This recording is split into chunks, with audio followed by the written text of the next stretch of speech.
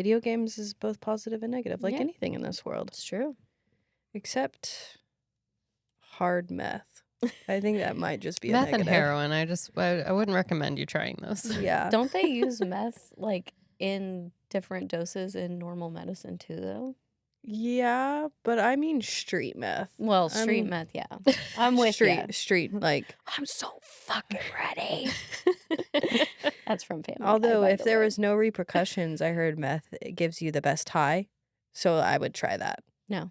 Yeah, it's like if you didn't get it, but that's why it's bad, because you get instantly addicted because you always want that high, but you only get it the first time you try it. Damn. I don't know where I heard this from though. I don't know a lot of meth users, so Emily I don't just know. It's Dare. It's Dare. Dare told me. Oh my gosh. Welcome to Book Thots, brand lifestyle podcast. We are thoughts for books, and these are our thoughts on books. I'm Jenna. I'm Emily. And I'm Adriana. 3 sisters stripping down one book at a time. Today we will be reviewing chapters 45 through 51 for part 7 of our 10-week journey through Heat of the Everflame, the third book in the Kindred's Curse saga. Let's go. Before we jump in, we do have a content warning. Today's podcast is rated mature.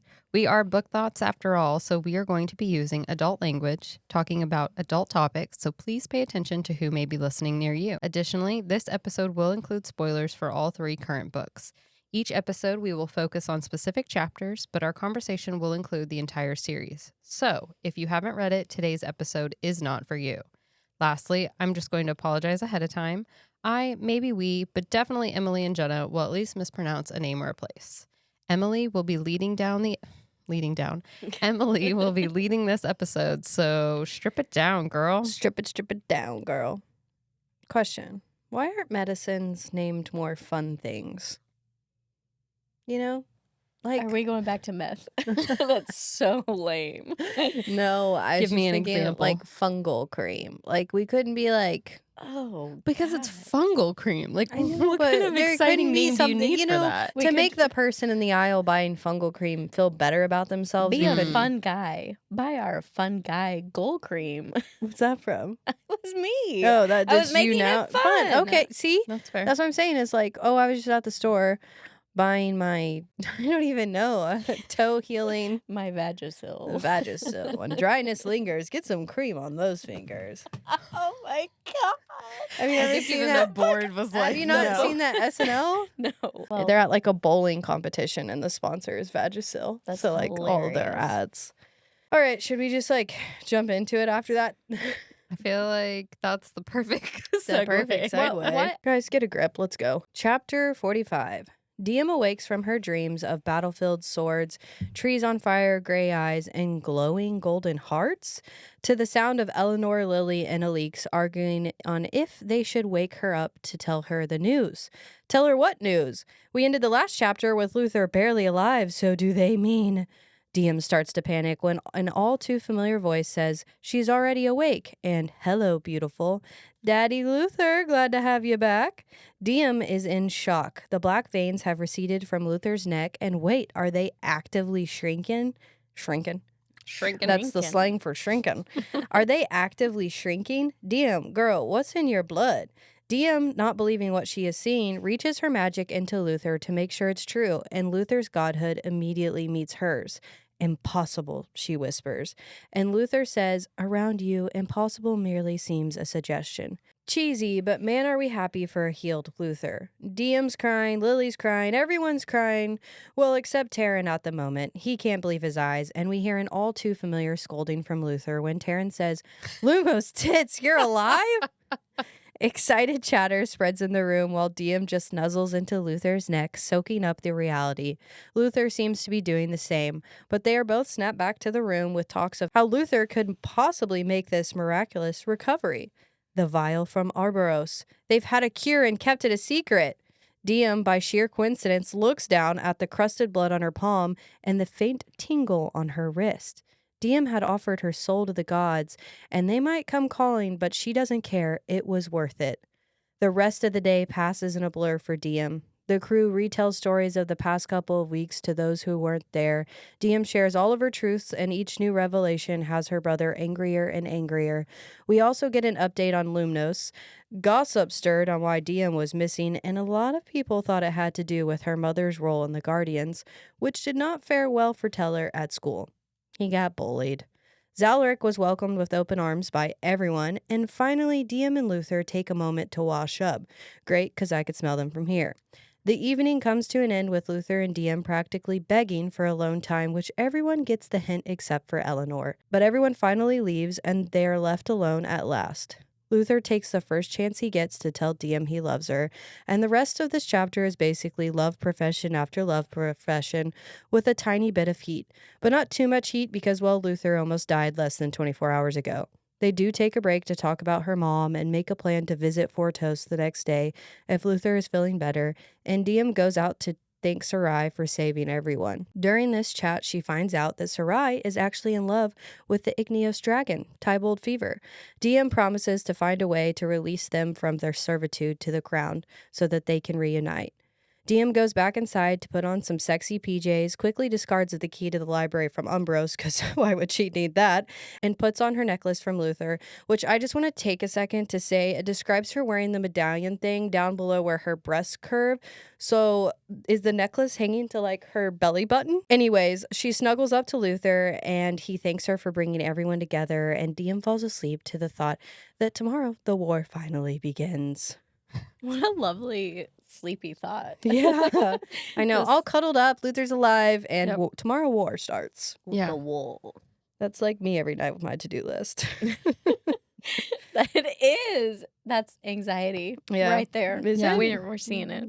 I might take That's some been meds like to handle a it. solid 2 weeks for me too. Do you think Ivana is as cold as she seems, or is she just mistreated? We know Regent Remus isn't the best guy ever, so do we think she is like just as cold as they make her seem, or is there something going on?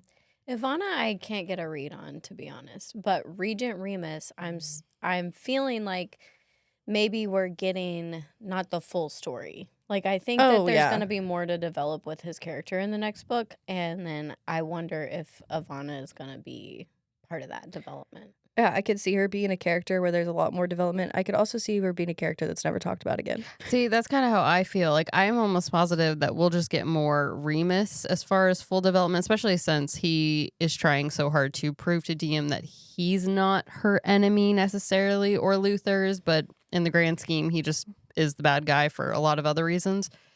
But Ivana, I feel like she's just a character. Like I feel like she's just there for her purpose to be Lily's mom and technically just his wife. Like I don't think she has anything outside of that. I'd be shocked if She gets a Penn greater story. actually gets like a full. Yeah, I would too, because it does feel like maybe she's just like the descended step in Mhm. for what's his head, Regent Remus, and Yeah. Regent Remus. Because she's just always so quiet, and we've read many books where like you can tell they're like kind of abused or like they're just sitting in their position because it's what it's expected and they don't want to cause problems. And I don't necessarily think that's her. No, I think if it was is DM or not DM, Penn like drops like little hints like when they were at the ball and it talks about like DM noticing that there might be more to her and Yeah. Gareth's wife. So I'm just like, are these just like little details like you would add an adjective to a sentence, or is this like planting seeds for something deeper?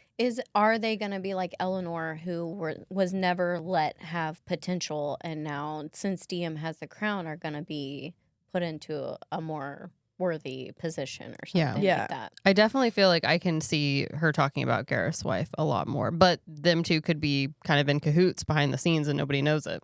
DM's wrist just tingling, that was the bonded bargain, right? Is that's what I'm like getting at, because doesn't she get the same sensation when she makes the first bonded Yeah. bargain, the one that she makes at the end? I So believe it's that the bonded bargain. I with believe she now. Lumnos. Yeah, I believe Yeah. she now has a bonded bargain with the kindred Lumnos, Mhm. and The how dead the kindred.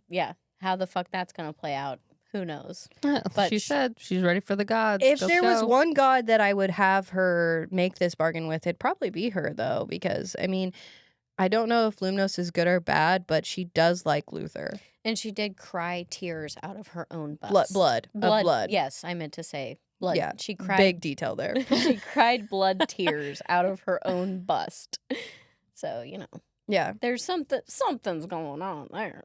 And going back to the necklace, did you guys read that? Or I don't know why I got so stuck on that, but it's I like guess I pictured it drops more like down- right here. Yeah. Yeah, which The is belly button, But I do, when it says medallion, immediately Massive. I picture Yeah. this big. Okay. So it's like this big of a pendant hanging down on like a large gold chain just between her cleavage. Like If she the- wore it up here, though, she might have not been stabbed in the chest at the end of the book. It would have stopped. I'm just saying. That's true. Major plot. Well, point there. maybe it did stop Yeah. some of it. Maybe that is where she wears it. I just feel like that's an uncomfortable place to wear a necklace. But then again, I haven't worn a medallion like that before. So maybe I should try it, give it a shot, and see where the best place is to wear it. Get some negligee, get a large medallion about the size of, what is that? Like a softball? That's like a tea platter, like for a teacup. Yeah. Yeah. A saucer, small saucer. Saucer. Yeah. Saucer is Yes. the word I was looking for, yes. Espresso saucer. Just a big old heavy gold chain and put it on. Okay. Gonna do that soon. That's gonna be Tomorrow. top of my to-do list that I think about tonight. Chapter 46, the beginning of part 3. Eleanor and Diem are walking through the palace, aka Diem's home, because the reality was that this palace has become her home. But this new home was missing one thing: mortals. Diem has made changes to improve the living conditions back in Mortal City, but it still isn't enough. Eleanor interrupts Diem's thoughts by telling Diem she is surprised she left Luther's side, and vice versa. Diem lets Eleanor know she has a secret weapon, Lily, and apparently Lily has a bit of a dark side. She once had the cooks sneak in the hottest peppers to Ileana's food until she just stopped coming to eat at the palace entirely. There's no denying she has her brother's back. Eleanor updates Diem on what she's been working on, finding allies, which turns out a lot of young Descended agree with Diem that the Descended system is unjust. But this doesn't really mean much because the old Descended still hold the power of the houses. And Diem plans on going to visit her mom in Fortos, and no one is going to really support her once a queen tries to pardon the leader of the Guardians. Diem understands the gravity of her choice, but it's her mom, right? Shouldn't she save her mom? Maybe. Eleanor and Diem run into Alix, and Alix asks for a moment with Diem to discuss her project. The project. The very important project that I 100% should have remembered because, well, it seems to be a giant plot point. When Diem exploded, when her father died, she left behind raw Godstone, and it came from Diem. Alix wants to use the Godstone to make shields, not weapons, and she wants to use Diem to test it. The two head to the armory and find that it has double the guards because of none other than Regent Remus. Diem tries to throw out the royal title to command them to move, but they mention that the Fortos king says that Diem isn't queen. She was never coronated. Diem thinks about it, and doggone it, she's not. The Montios king didn't shed his blood before the attack. She wasn't coronated. And wow, that must be exactly why their powers are flickering across the borders. Diem asks where the regent is so she can go speak to him, and the guards tell her as they snicker behind her back. She unleashes some of her magic just to remind them how powerful she actually is as she walks off with Alix to find Regent Remus. How did I forget about? I mean, like, rereading that chapter, you pointed it out last episode. I did not remember about the Godstone. Did you remember that was the project, or did you just remember that about the Godstone? No, I just remembered that it was weird about the Godstone. But no, if I pointed it out last episode, then it's because I had already read this. Okay, but okay. you didn't remember it like us. No. Which is Because- crazy. Because remember when we were going through this and I was like, what the hell is freaking Alix's project? Like, we'll Yeah. never know about it. Because I did say that. And Yeah. I didn't remember at all. And it's I remember being like, I know it has something to do with fighting. It's Alix. Of course it does. Yeah. How I forgot this seems like if I were to say there are top 5 plot points in this book, I would list this as one. I would say that this is something that you should remember, Yeah. highlight it, mark it down. It's going to be Flag it. major in book 4. Yeah. I think that it was because we were all so excited to actually read the third book that we just kind of like binged through it Yeah. so quickly, and we didn't retain a lot of the It information. gets me excited to see what else I missed. Yes. You know, I can't wait. Maybe the whole book makes sense and we know everything that's going to happen because I doubt it. it's in the book. Mm. Does DM have more patience than us with the guards? I mean, she has the ability to just like snap her fingers and kill them all, basically. But she's like, yeah, I'll be chill about it. And then they snicker behind her back. And then she unleashes that power. But to me, it's still not enough. Yeah, Alix Yeah. even says, like, I don't know if it's enough. What really gets on my nerves about the whole DM being queen and everybody throwing all of these excuses up is, like, how does that ever work? Like, What do you mean? why do they get to throw all of these excuses up? It's never been written in history that anybody's done this to any other crown. Mhm. Once you have the crown over your head, you have all the power. And like they're just toying with her, or I don't know, like postponing this. It's like they don't respect her No, because I mean, 'cause she is to it's just- them not the right descended crown. Yeah, but it's just crazy to me that she has all of this power and she's letting them disrespect her like this over and over and over. So I am glad that she finally lashes out and like shows them like, I have this crown for a reason. Yeah. But if I were her, I would never hide it in the palace. I would have it above my head all the time and I would prance around like the queen that I am. well, even the guards are like, well, I can either die by your magic or die a humiliating death not serving Fortos Keen. And I'm like, is that really humiliating? Like, you can obviously What a see this choice. power for a group that claims to believe in the gods and then have such strict rules against old gods, because that's like against your gods. You really are gonna deny that this person has the most power of all the realms. Yeah, like in a way, you're saying the kindred don't know what they're doing and you're being blasphemous to Yeah. the kindred by not letting DM take her rightful place as queen. That So it's suspicious behavior. It's very odd. It's just, I don't know. It gets under my skin. It really bothers me that this is a continuation of her never being able to have her rightful power. My over- thing is, like, now that she's coming to terms with that she holds so much power and she's also holding all the other crowns, why not finally have that conversation with them to demand that this whole coronation bullshit and everything else that came with it, like, you guys do need to respect me because guess what? I'm higher now than you.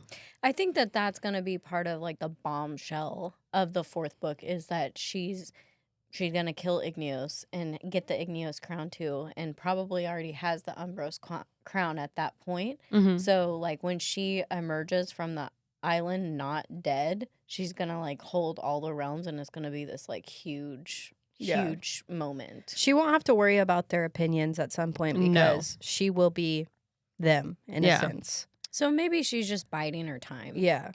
It's very frustrating for me to read this and watch her get disrespected over and over. Yeah. Go ahead. Go ahead. I was looking back at like my notes that I had been taking while we read it the first time, and I was just so angry at her. Even at moments in this book, like I did start to finally forgive her because I was then targeting my anger towards Luther at times. I felt like in the beginning portion, but man, I was so mad at her. And this time around, I guess I expected it, so I was a little bit more forgiving in parts that I was like fuming in my notes for the first time. But this time I kind of was like, okay, DM, we just got to get past this portion. We got to get past this denial. We got to get past where you can't feel like you have the power and the control here, where you feel like you actually are worthy of the crown, I guess. Yeah, she needs to recognize She her does. strength. And even She Luther fights it. calls her out in a couple chapters about that. I do feel bad for Eleanor in this chapter because she's been putting in the work while DM has been gone. But DM's like, yeah, so I'm still gonna go save my mom. So thanks for Holding doing down your the fort. job and holding down the fort. But I'm about to unravel all of your work. Yeah. I also think it's kind of weird that Eleanor continually points out that that DM has support from the younger descended, but the younger descended are the ones in the school with Teller, and it doesn't seem like there's much support there. See, I don't picture that as the younger descended. I picture those as like the kids. And when she's talking about the younger descended, I'm thinking of like Luther, Ileana, that age range. And then you have the parents. Okay, I get it. Yeah. The next to basically Yeah. inherit. Because you think about the kids are going to have the same thoughts as their parents, but that middle range has had time to grow up and see the world. So that's kind of what I'm picturing. All right. So my point is null. Well, your point could be valid. That's just my opinion. Moot. So No, it's a moot point. They are part of the younger generation, the teller's age group. It's not that far of a difference, but I think you're right. I think the next to inherit would be technically those kids. Yeah. Or those people.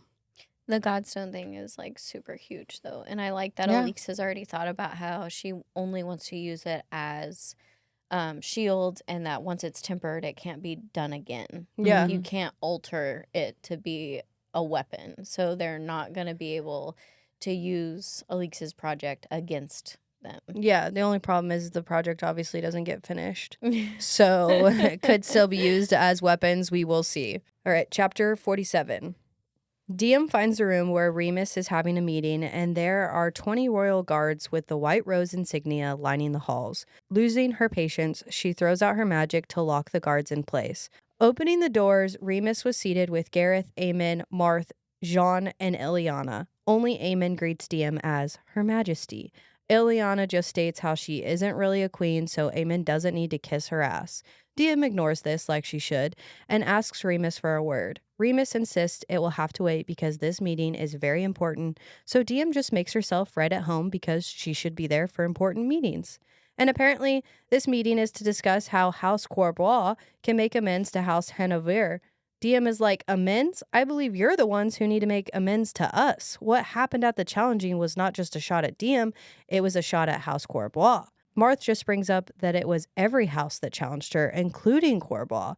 And Ileana talks about Luther, and I want to say to tell her to take his name out of her mouth, and I'm not even Diem, so that's just frustrating. Diem with her sharp tongue is like, if you want him, go find him. He's in my bed. Ileana is steaming at this point and starts biting off more than she can chew and insults Diem, saying she is just like the mortal whores. Even Remus is like, Marth, you might want to control your granddaughter. It takes Diem threatening giving Ileana scars for Marth to finally step in. Marth insists they don't want to waste their time on this half-breed. Half-breed. The familiar word taking Diem back to finding her dad's dead body, needing a moment to let this wave of grief pass. Jean interrupts the moment to let Diem know he can't wait to meet his son Zalaric. Also, I was shocked reading this like it was the very first time. Didn't remember that. Diem is about to explode. Alix checks in on her while Gareth is complaining about how they've been working so hard to repair things with House Hanover. Freaking Gareth, he goes a step further, calling Diem just a stupid girl with a crown. Diem loses control. Her magic unleashes on Gareth, but she does give him a chance to fight back and only absorbs his magic. He is clearly shocked but can't say much as Diem's magic still has a grip on the rest of his body. Aemon is also in shock but ends up ushering his father out before Diem kills him. Diem gives orders to Alix to go warn the others about Zalaric. Now it's just Regent Remus and Diem. We get some important info from this conversation. Regent Remus warns Diem about how dangerous his brother is. He warns her that she doesn't know how dangerous she even is. He claims to have protected the mortals while she was gone, but also accuses her of working with the Guardians. And finally, he claims that he is the strong leader that Lumnos needs right now. Diem reminds him that he is working at her mercy. She survived stepping foot in 2 different realms, and she can survive more, but she will let him keep this position on 2 conditions. Make Alix High General and suspend the progeny laws / make no move against the mortals. Regent Remus reluctantly agrees, but admits he can't make a bonded bargain without magic. Diem reminds Remus she doesn't need that to keep him in check. The conversation ends with him stating that he is not their enemy. Is he? Is Regent Remus their enemy? I don't see a world where he is working for the good of his heart. I don't see that. But is he working for just selfishly the good of the realm? I don't know. I can't get a read on him. Like, I feel like the most important thing to Regent Remus is his house Lumnos, and power. and he wants, House Corbois. oh, yeah, Yeah. my bad. No, you're good. You're good. Yes, House Corbois, and he wants them to remain with the crown and remain in power. So I have no clue. These whole next couple of chapters that they are together, he's always like, I'm not the enemy. You need to be careful. You're very powerful. I'm here to work with you. But then it just goes on to be like, I only was helping the mortals because how would these houses get their errands and chores done without the mortals? It's not like I want to save the mortals because I love them. I think he's like amen for us. I think there's things he's doing that actually are beneficial and helpful for Diem in the moment and in the crisis she's in, because obviously there are a lot of people uprising against her. But at the same time, Diem is kind of wary of that and can't understand all of his motives, so she doesn't still trust him. And so anything he does is going to be looked at from that point of view and that perspective as us as the readers. Whether we will find out in book 4 or even later on in this book how we truly feel for his motives, I just don't think they're all as bad as we originally had thought. I still think he's not a great person. I think he does have terrible motivations in other aspects, but I do think that there's more to the story. Like, he's not going to be good, but he's not going to be horribly bad. He's just going to be limitedly bad. Well, he still gave his son a giant scar, killed his mother, all that stuff. So you can't wipe the slate clean. No, but I think a lot has changed now that he has lost his magic. And so it's still a means for him to survive. It's still a means to keep his house alive, but it's also still like he's starting to show that he is still wanting her in power. Yes. Because either one, their bargain, or 2, it saves House Corbois. Whatever the case is, like I said, there are some sneaky motivations throughout here, but I don't think the general motivation is as bad as we made it out to be. We need to remember, too, that Ulthar, Gareth, and Remus are 3 brothers. And Ulthar had the crown and had his 2 brothers the closest serving him. Yeah. So, like, we like Ulthar, which we all think that we do like Ulthar. He chose these 2 men for a reason, and they both have knowledge that we don't have yet. So I do think that while I don't like Gareth, he was abusive to his sons. I don't like Regent Remus because he was abusive to his son. He wasn't abusive to Lily. That we know of, Yeah, and I think that there are things motivating them to do their evil behind the scenes that we just don't know about yet. It's not the same thing as what Diem wants, but it might benefit her. Yeah. Right. And I feel like he might be kind of like Elix, where at the end of the day, his ultimate duty is not to the realm, but to his house. Yeah. And so whatever will further his house. Yep. Do you think his threat about his brother is foreshadowing that his brother is going to do something big in book 4? I think that we definitely don't need to forget about Gareth. I think that there's something huge there, and I don't know what it is. He's like a ticking time bomb. Yeah. That we just don't know when it's going to go off or what is going to happen when it does. And I do feel like Aemon kind of stutters here and is like, should I just let Diem kill him? Because that would solve a lot of my problems and would probably potentially solve her future problems as well. Because I don't think he's in shock at Diem's power in this moment. I think he's literally like, my dad's dying. Should I just let this happen? I agree.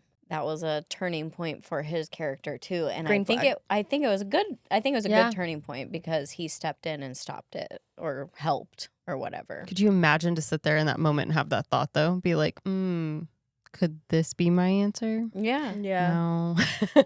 No, I'll usher him out.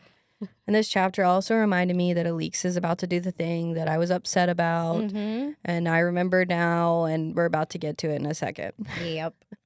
This is why you didn't like her. I knew that there was something that it wasn't really bad, but it was something that would make us not like her, but not because we shouldn't not like her. But rereading this, I'm like, I'm not as mad because Diem put a lot on her shoulders. Yeah. Like, a lot. So it makes me a little more forgiving. Yeah. Oh, I wanted to say that I have always pictured John as Luther's age. But I think Jean Yes. is Gareth and Ulthar and whatever his name's age. Yeah, because Marth is like Yes. old. yeah. Yes. And then I did too. I was like, is Jean old enough to have children as old as Zalaric? Yeah. So that was my revelation when I read this and, rediscovered that that's who Zalaric's dad was, is, oh, I'm picturing John in the wrong generation the whole time. Is Yeah. Ileana his kid? His legitimate kid? Yeah, is Eliana his sister or Or a legitimate are they just child? cousins? Yeah, I didn't know how that family tree worked. I don't know if it matters, but It is the Hanovers, so there's incest going on, so who knows? I don't Who remember knows? who Ileana belongs to. Other just- than Marth. Yeah, I I can't just remember. remember that that's her granddaughter. Yeah. Okay. And John is also her Jean. Or Jean is her son. Son. Maybe Yes. she's Yeah. is Zalaric her brother? That's what I said that in one of our episodes. I was like, I wonder if Ileana and Zalaric are linked somehow. Chapter 48. Diem is having a bad day at work. She's lost the throne, mortals are under siege, and people close to her are at risk. But despite her failures, she has one more errand before leaving Fortos. But before she can get to this task, she overhears some commotion coming from none other than Luther. Alix told Luther what happened at the meeting, and Luther was about to lose it and go kill his father, uncle, and cousin. Daddy, chill. What Diem- even is that? What even is that? Diem tries to calm Luther down, but he is fuming. Taryn is lightening the mood by demanding every detail. Diem does one better and shows him every detail through his mind. Taryn claims it's the best gift he's ever received, better than sex. Zalaric is, of course, hurt by this comment. But Diem, not yet in control of this type of magic, accidentally shares too much. She shows Taryn her emotions about her father and Zalaric's dad. Diem pulls away, feeling so exposed that she doesn't even let Luther see what she showed Taryn, and instead goes back to the last-minute errand she needs to run. She grabs a cloak and says she'll be back in an hour. Luther demands to go with her, but then she says it's to go see Henry. I'd like to take a moment to thank my mom, God, and everything that has led me to this moment, to me getting the Henry breakup chapter. Diem hugs Luther while simultaneously putting the finishing touches on his wounds. She kisses him and tells him to prepare to leave. She walks out to Sarai, and Alix walks with her, asking if she or Zalaric can go just in case anything goes wrong. Diem says no, the mortals and soldiers need to see her. Then Diem breaks the news to Alix that she needs to also stay because she is the new High General to Regent Remus. Diem trusts Alix to always do what's best for the realm. Alix salutes, and Diem is off on Sarai's back. Immediately, Diem is getting the attention she wanted, but too much of it. She asks Sarai to drop her off near her old home and then get back in the air to distract the descended soldiers. Sarai does so, and Diem hides in a tree while the descended soldiers search nearby, their privilege showing that they don't even check or bother to look up in the trees. And speaking of privilege, why were all of the soldiers descended? Even the Fortos King is smart enough to send some mortal guards to a fully mortal town. We will save this little nugget of thought for later.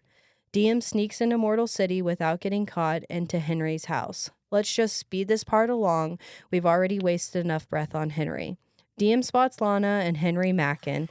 She audibly laughs. It interrupts them. Lana is like, oh shit. Diem is like, chill. I'm not even here to get back with Henry. And then asks Lana for a moment with Henry. Here we can get a fine lesson on gaslighting. Look, I get it. Henry is hurt or whatever, but half his points in this breakup discussion is just anger and no foundation. Diem's point is like, hey, you were my best friend from childhood, and when I was walking into a literal death chamber, you didn't show up. I feel like that's a valid point. I just hate Henry.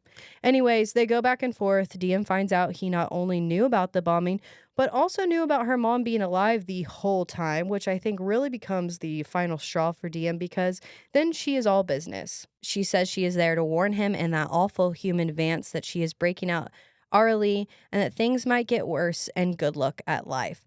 She leaves, walking through the square and letting her Lumnos magic show as mortals start to bow. She tells them not to bow and gives a lengthy speech that basically says, I haven't earned it yet. Bow to me when I have.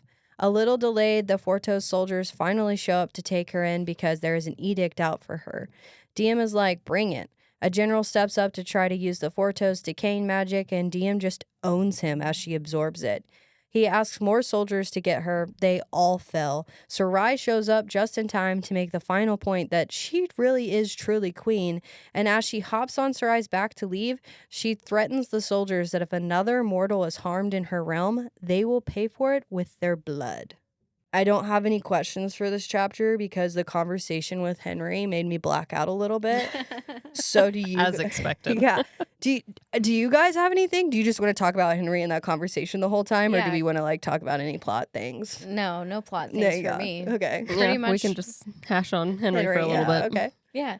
Well, I will say that I found it kind of different that Lana stepped up and was like a woman, like a Yeah. real woman. And to DM's face was like, you can't have him. Yeah. He's mine. And I was like, damn, okay.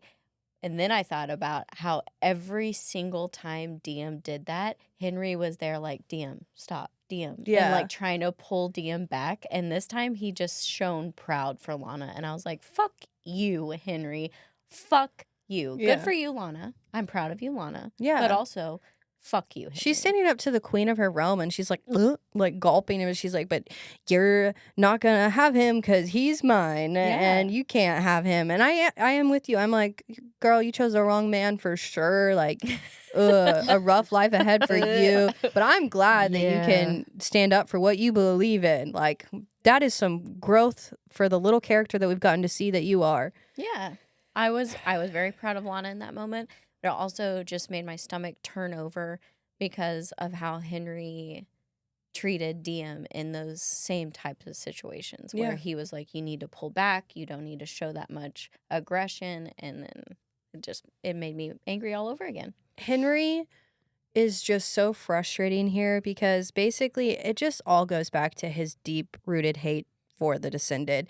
Nothing she was going to say was going to end up making him see that this is his best friend in front of her, in front of him that he's been best friends with for his entire life. It was only going to ever be like a Descended trying to explain and justify their actions, and I think that's the only thing that he could see. And we all understand he has reasons for the deep-rooted hate. He saw a child die. He lost his mom when she could have been saved and all this stuff. But it's just every time, like, DM had a point, he's like, well, you were descended in the castle and you forgot about us. And I'm like, what? Every turn, she risks her life to try to help you in the Guardians. Like, It's like once he realizes she's descended or has any blood of that kind that he just immediately hates her from that moment and that moment alone. And any chance he can blame her for his problems with them, he will. yeah. It's literally like in Legally Blonde when Elle Woods is like, I'm never going to be good enough for you, am I, Warren? Yes. It is. It's that realization Yep. that I think every woman has gone through. Mm-hmm. Yes. It's like, it's just not a match. And Yeah. nothing I fucking do is going to get your attention or be what you want. you want to We're- put me in a box, and I'm not meant to be in a box. It's just, we're not compatible. Yeah. But at the same time, how could you not want to be compatible with a woman like that? Yeah. Why would you not want that to be your match? And DM, how could you not want to break up with this man sooner? And why did it take you until, what are we, like 70% through book There's only story? there's 5 hours left in the book when we finish these chapters. And it took you that long, and even in the next couple chapters, you're like thinking about this conversation and some of the maybe regrets that you had during it. I regret nothing. I think you should have unleashed your magic on him, but that's just a separate thing. You might have to do that later because I think it's foreshadowing when she says, I'll see you on the battlefield and I hope we're on the same side. I don't think they're going to be on the same side since, don't we later see Vance fighting with her dad? yeah. Yeah. Henry is going to accept this other Descended, and that's going to be a whole new can of worms opening for me when like, are you fucking serious? Yeah. You Yeah. have known this girl and watched this girl, you know her heart, and you chose to disown her simply because you found out she was Descended. Because he feels And- betrayed. Yeah. He can't get over that wound. Like, that's what So is so gross. hard for DM to finally realize is he's selfish. He has no motivation to support her and love her for who she is past the point of seeing that crown over her head and realizing, oh shit, like, you aren't the girl that I thought I knew, instead of Okay. And Still good learning point. to love her. Good point, Adriana. I like that. Well, also she isn't fighting like he wants her to fight. Right. He wants her to take the easy way out, destroy all the descended, let the mortals reclaim the land. Period. At the end, she doesn't want to do that, and so since she won't fight dirty, he doesn't think a descended life is a real life. I have a question for you. Let's hear So it. if in book 4, let's just say, in book 4, we get a not true redemption arc, because I still think Henry could possibly die at some point. Oh yeah, for sure. But if Henry were to come to Diem, open arms, and basically say, I was in the wrong. I realize that all along now. I'm sorry for the way I hurt you. I'm sorry for how I treated you. How, as you inserting yourself into Diem, not as the reader, but how would you expect Diem's reaction to be? I'm Knowing so her up to glad- this point. I'm so glad you came to this realization. It's a little too late. I'm happy that you are on the right side in my eyes. But what do you want me to do? Like, as long as you're Like a not, little too late. yeah. As long as you're not asking me to take him back as like my lover and Even whatever. a friend, I'd be kind of like, you are going to be at arm's distance Yeah, for the rest of our I lives. agree. Yeah. I'm a big grudge holder, though. I mean, I would Well, accept the apology. I would yes. say thank you for coming to me. I totally respect that. I'm really glad that we are now on the same side, but you have hurt me so deep that the connection that we once shared will never be the same. There is still room for him to have redemption. The definition of that redemption is just to become, I guess, a good person. I don't know, Right. to value all lives the same. In my eyes, it is not to become a friend of Diem where she lives on the palace and he lives on the palace land in his cottage with, what's her name? Lana! So I think that could be his redemption. I'm not going to be like, oh my gosh, he's my favorite character. I can't believe No. Penn Cole could turn him around. I don't expect him to get that full redemption. I do expect him to see the wrongs of his doings. I do think that is still to come for his character development. But I agree with you. I think it's just like any of us who have realized that once, kind of like what we were saying, once you have grown out of a situation, out of a person, out of realizing that this just isn't compatible anymore, you guys aren't the same person. Once you can accept that, you can move forward. No matter what paths you guys choose, the reality is you can't come back to what you used to have and who you used to be because you're no longer those people. I could also see Penn Cole letting his character die in these beliefs, because that's the reality of a lot of people. Yeah. Is just that you think you're in the right, and people die every day staying what they think, like That's in true. that they think they're right. So since she uses so much of the real world in her books, I could see her being like, and Henry died in his eyes a hero, and Diem's eyes a villain. Yeah. Yeah. I mean, that seems very plausible. Yeah. I have another question to stack on top of Adriana's, is if he does come and apologize and like accept all that blame and all that, Mhm. would you want him to get to That was insane. It was a big flash.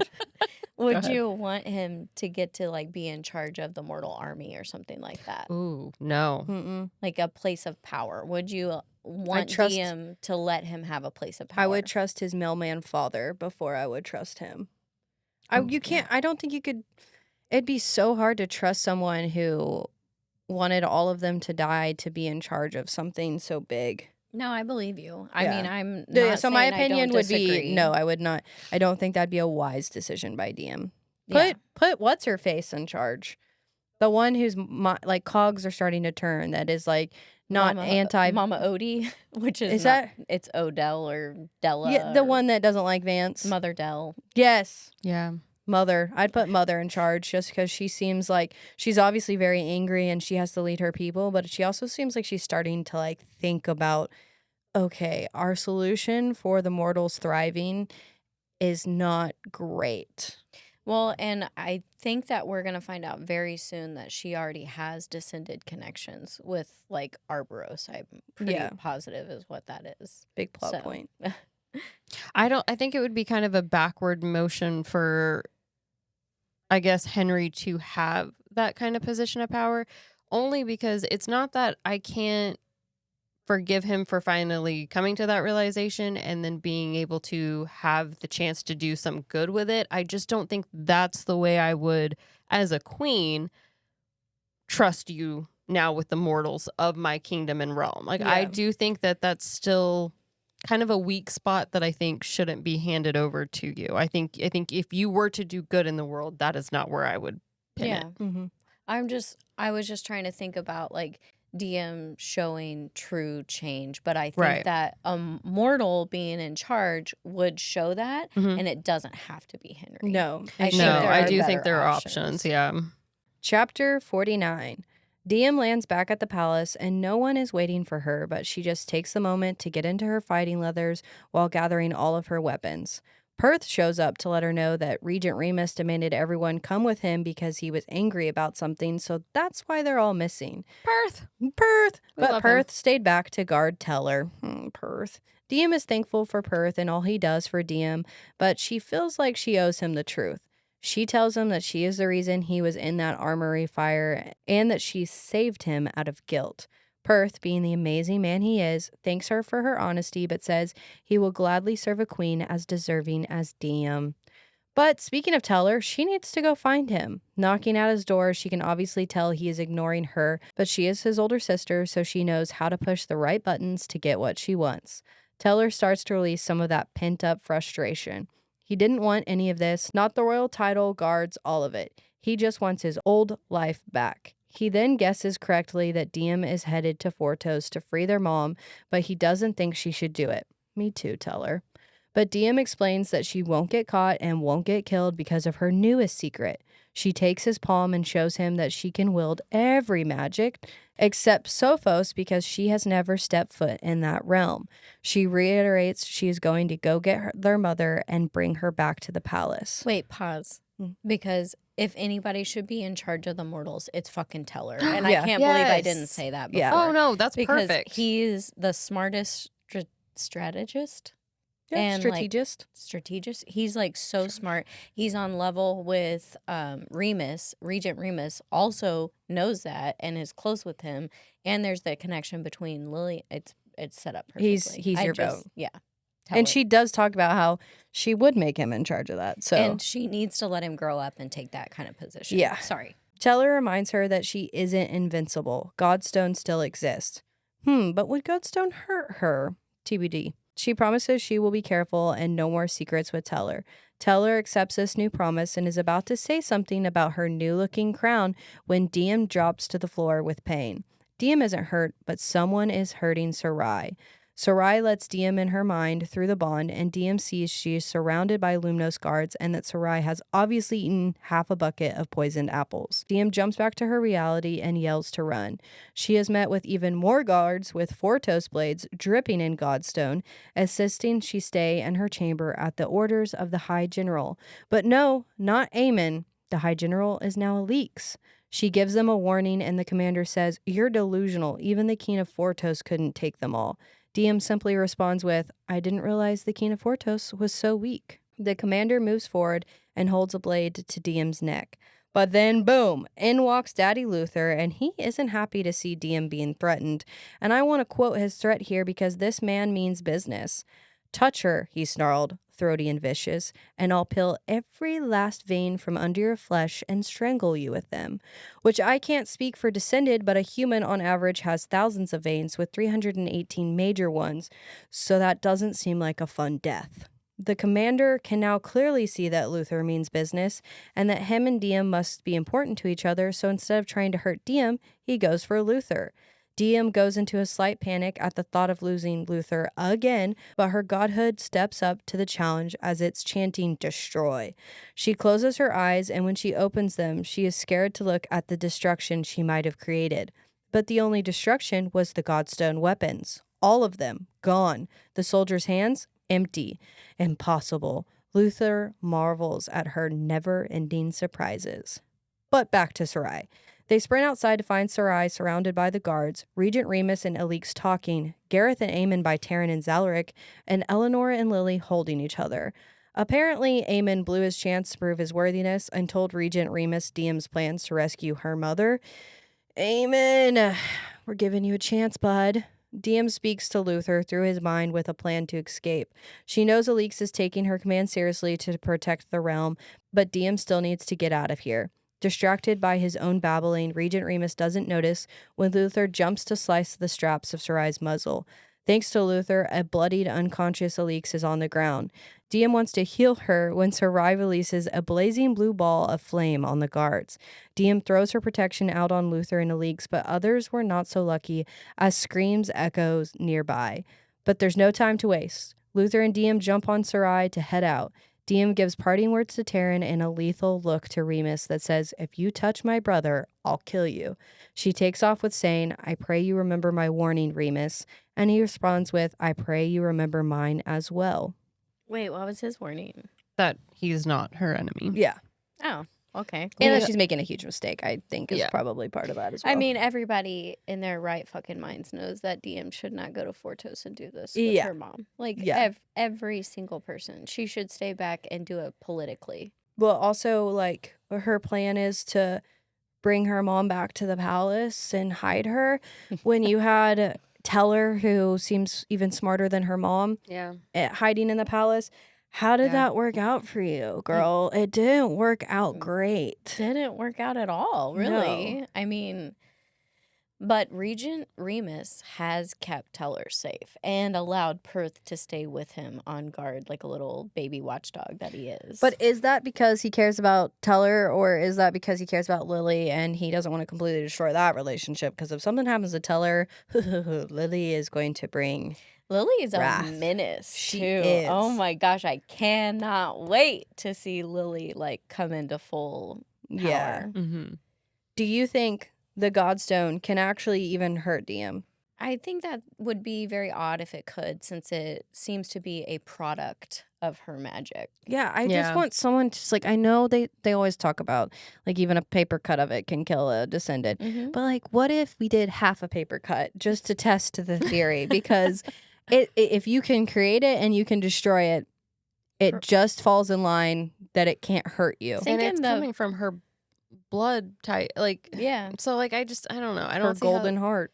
Yeah, I don't see how that can work. I just don't think the black veins of poison will show up on her I skin. don't think that either. And that's why I was curious if at the end of this book, is she stabbed with a Fortosian Godstone blade, or is it just Fortosian? Or is it a God's? Because if it's stabbed with a Godstone blade, that just, I mean, she probably just grew 10 times bigger. She's like the Grinch. Her heart just was like, boom, and then her power is just there. It's like an accelerant. Igneos is like, Yeah. gone. Yeah. So it's like adding gasoline to a fire, bud. Sorry, that was a poor decision. I think you might be correct. I don't think that Godstone is going to be a hindrance to her at all. I think the one hindrance is going to be Flame Root. Yeah. That is the only thing that we've seen that can stop her is Flame Root. Because magic, she can just absorb. Mm-hmm. Magic, she can overpower. Godstone is a product of her magic and her grief or tears or blood or whatever it is. I don't think it's going to be able to hurt her. I think that the best chance you have is to cut her deep enough, incapacitate her, feed her Chop flame off root. her head. Feed her Just- flame root. yeah. Yeah. What is it called? Double tap. Yeah. Double tap that. This is obviously what Alix does to make me upset, is that she kind of wounds Sarai or lets it happen, even though she's like, I told you guys just to like hold down Sarai. I didn't say to hurt her. But this time I'm not as mad because, like I said earlier, Alix has been given a very tall task by Diem, and Diem is immediately going against her trying her best. Yeah. So in this section, I don't feel bad I'm not mad at Alix. I've grown, I've matured, I've forgiven. It's kind of like how we feel with Zalaric. Like, Yes. she's been put in a position and she's doing what has been asked of her pretty much. So she's literally doing what she's been told. Yeah. So I am gonna move on from this. I'm gonna say I forgive you. And I think ultimately I don't know if Alix was listening to Regent Remus and is like, yeah, she really shouldn't go see her mom, because I mean, everyone is like, you should not go rescue your mom. Or if she had like a deeper foundation for why she was doing that. Yeah. Not that she needed it. It's still an unanswered question for sure. Okay. We do love a don't touch her and die moment that we always get with Mm. Luther, especially this last chapter. Yeah. The Ew, veins peeling back. Did you look up the vein thing or did Yeah, you I know Googled it because I Okay. was like, I feel like that's a lot of veins to be choking someone with. I feel like we got a lot of veins running through our body. So then I Googled it if that we have like a specific number in our body, and we don't. It's just estimated to be thousands with 318 major ones. Did you guys ever go to that Yes, that museum of the dead bodies thing, well, the human life. nervous system Yeah. and the vein, like they had a whole skeleton that was just made up of veins. Well, it wasn't crazy. It's like people that have donated their bodies to science, and you can go see that like just their muscles or just their veins. Yeah. Yeah. Yeah. It was super cool. Yeah, it was cool. I think I went in middle school. Did you go? I didn't get to go, but I worked on cadavers with my nursing degree. Damn. All right. Well, so just imagine all those veins and then being Nasty. strangled by them. Oh, yeah. like telephone cords everywhere. Chapter 50. An hour after escaping the palace, Luther and Diem debrief on the last couple of hours they've both lived. Diem can't believe Luther stabbed Alix, but from the blood-soaked shoulder he had been hiding, Alix also got a stab in. Diem scolds him for not telling her, and she heals him. Diem then shows him mind to mind what had happened in Mortal City with the guards. This gets Luther in the mood, if you know what I mean, and so they start to make out, probably on their way to the Mile High Club, when Luther breaks the kissing to ask if Diem wants to talk about Henry. Moment over. Yep. Diem does not want to talk about Henry. She naively thought her and Henry could be friends after everything, but it seemed like now there was just hate. But more than that, the words of Henry saying not to lead the next man on for so long hung over her head. He actually says, don't let the next man waste his life chasing you, which I'm like, Henry, you already have a new chick, so did you really waste your whole life?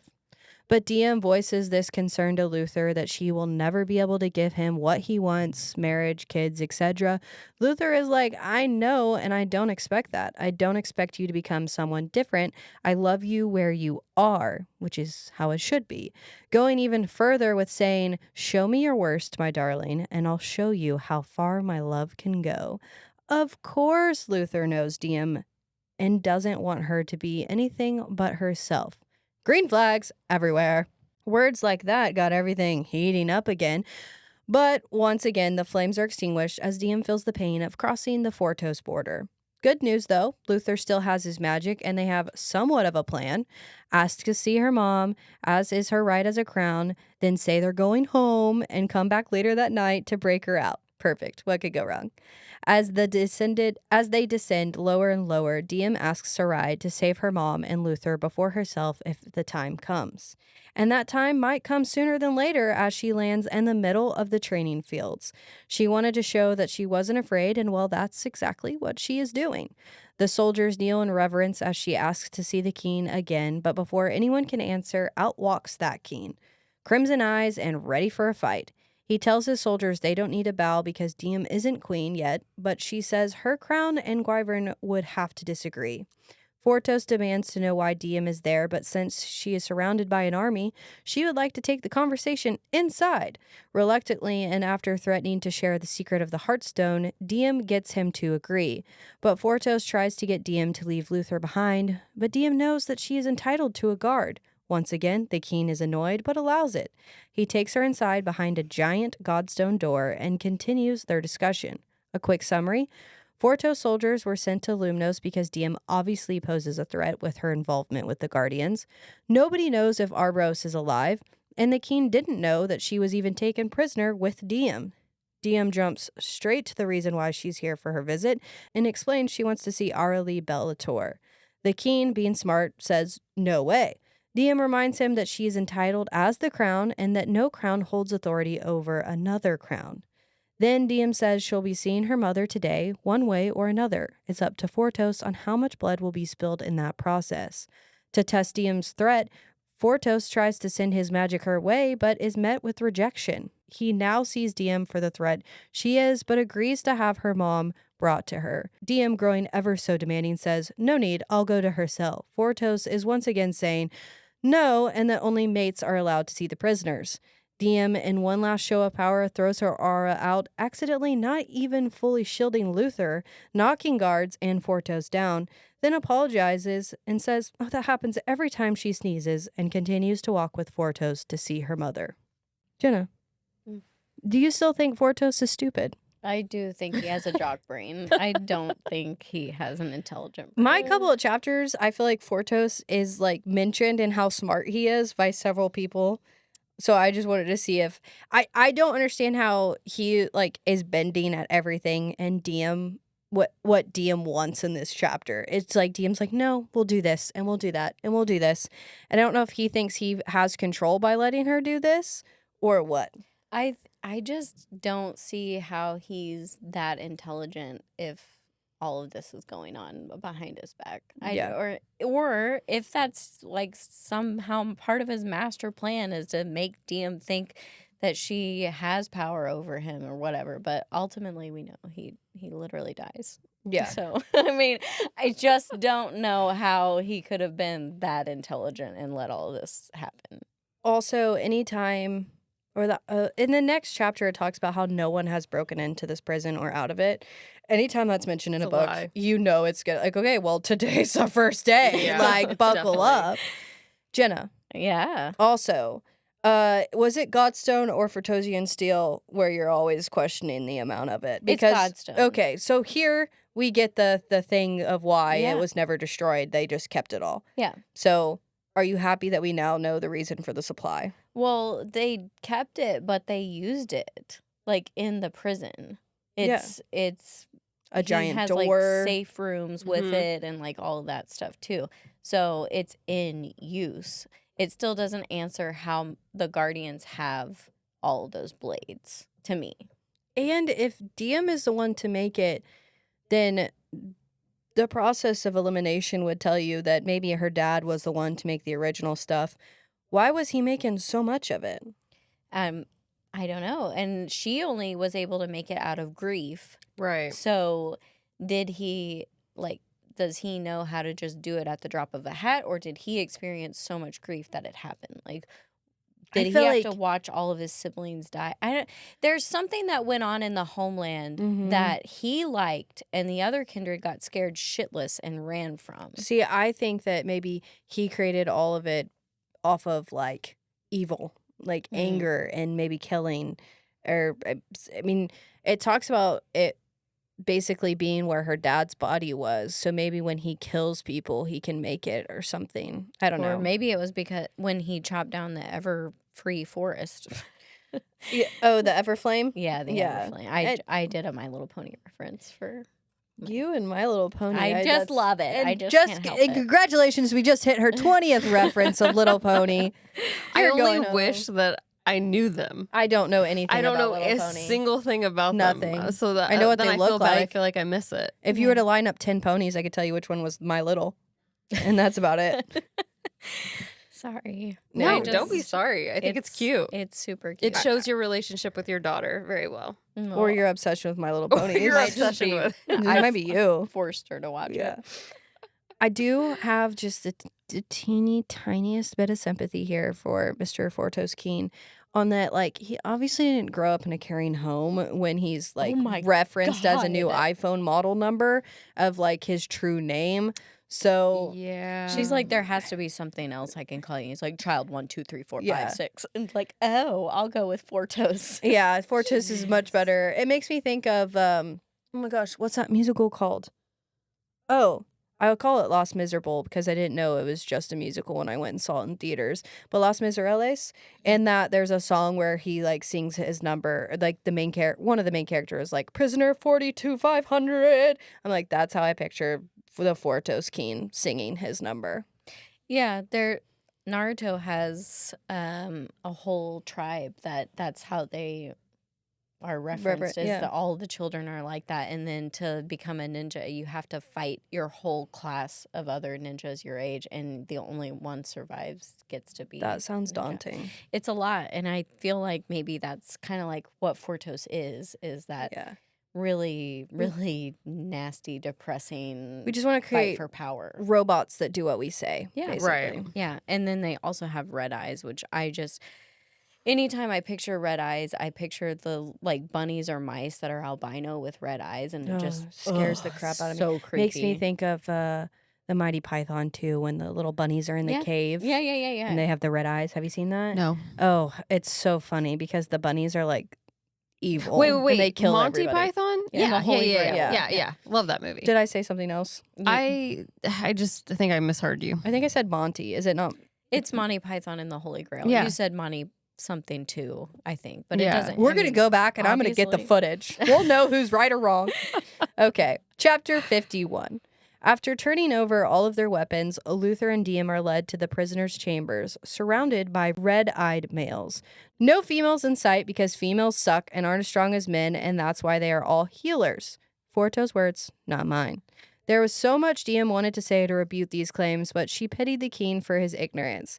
He was like a lot of the men she had met in her life, lacking logic and reason. A lot of men I've met in my life, too. So instead of using words, she uses actions. Without Fortos knowing, she attacks him with his very own magic. Frustration sweeps across his features as his nose starts bleeding, Diem taunting him all the while. The king eyes Diem in a new way, accusations flooding in his mind, but he doesn't give them a voice yet, as they carry on, hallway after hallway and bloodlock after bloodlock. Eventually, there were no more guards, and Diem asks why there isn't. The king explains that there has never been a successful escape in Emirion's history, so there was no needs for guards this far down. There's only one way out. Turning another corner, they spot the first descended prisoner. The conditions were very gruesome, and it makes Diem angry. She throws out her healing magic, but the king demands she stops. She asks why the prisoners are kept in this condition, and without emotion, he simply states his only obligation is to keep them alive. Now, pause, because I'm confused. Luther loses his power at this point because of the flame root? Why does he lose his power all of I a sudden? thought it's just because he's in Fortos. It's because they're in a different realm and it's spotty. Remember, like Okay, but it's mentioned right as the flame root. It's literally, they notice that prisoner is being given flame root, and it talks about Diem losing her breath and then Luther losing his magic. I'm like, why would you put those so close together?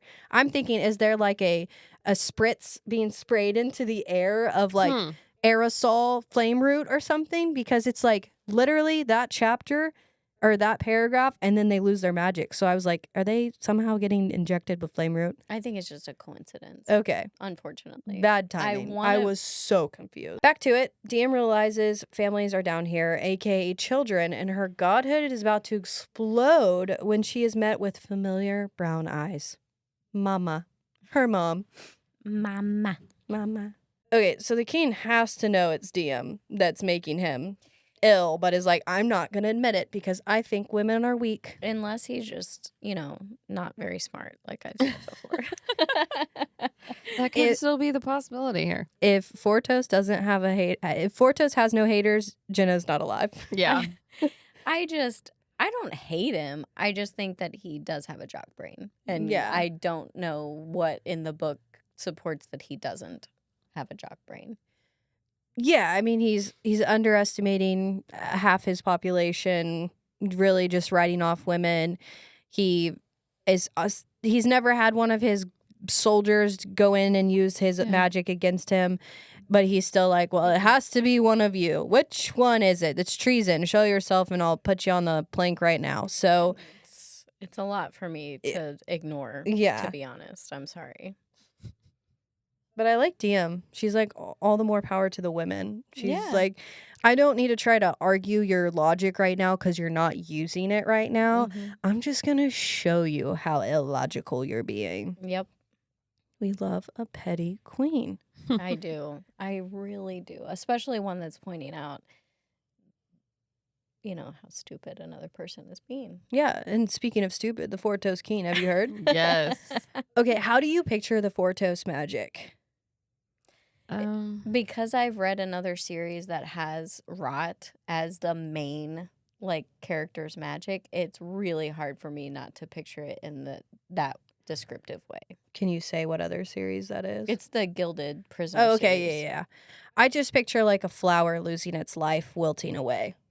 I think I picture more like the fruit. Like Yeah, fruit like an rotting, apple like, rotting right in front of your eyes. It's gonna be gross. Yeah. And it's gonna stink, and it's gonna like be bruisey and nasty. I don't like it. No, I If don't I'm like being it at honest, I all. don't like it. Also, I just want to be like completely honest. If I was in DM's shoes and I'm being led after tunnel after tunnel after left, right, straight, up, down, I'd be like, there's no freaking way I'm getting back out of here. I've seen this path one time. I need to know if I turn left at the Burger King or right at the McDonald's. I am not going to be able to run out of here with my mother once I have freed her somehow. I don't know. I just don't know how her internal thoughts are like, oh, damn, my plan to come back later tonight may not be feasible. And I mean, obviously her plans change and we know what happens. But also, why is that not like, why aren't we being shown that thought process? Because I feel like it should be happening. It should be inner monologue. Yes. Yeah.